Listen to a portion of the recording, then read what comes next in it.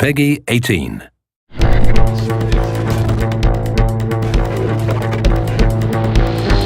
Frostbite's been in development since 2006, and there's always been a roadmap and a plan for Gen 4 and beyond. So I like to think of Frostbite as an evolutionary process, and Frostbite 3 is the next step in that evolution. Frostbite 3 is a really powerful tool set. A gamer is going to experience a much more authentic, believable, and realistic-looking game. We have one unified program where you can create content that will run on everything from an iPhone to a next-gen console. And now it's really coming online and enabling the game designers to do way more than they've ever been able to do before. We spend significant effort on creating more dynamic and living environments. Before, they would have to go to a lot of work to make a tree feel like it swayed in the wind.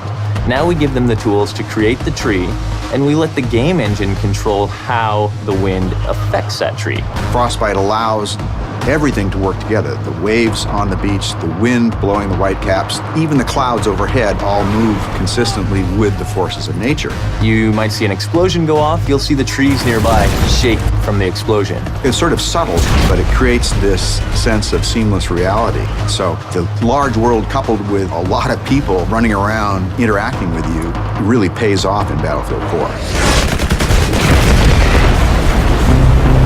Destruction has always been a core feature of the Frostbite engine. It's the evolution of the way the environment is impacted by gameplay.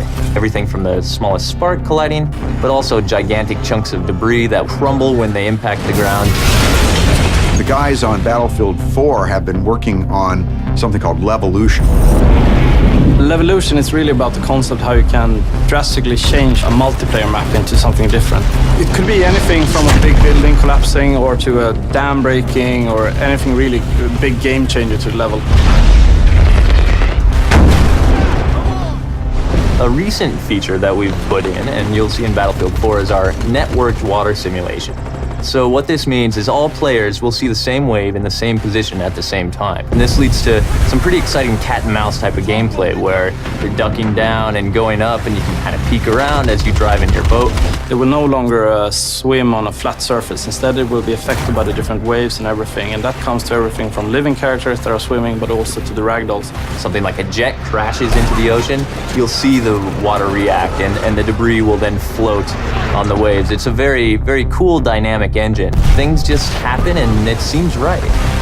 Take cover! In Frostbite 3, we've made a priority of much more believable, emotionally believable characters. There's a whole slew of features in Frostbite that support that, and one of the most important is the way a person's eyes look.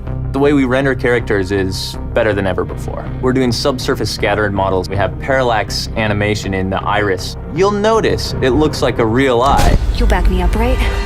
Frostbite 3 is so much more powerful than any engine I ever used before. And it's not just the specific features and the framework, it's the fact that we're collaborating with other teams around the world.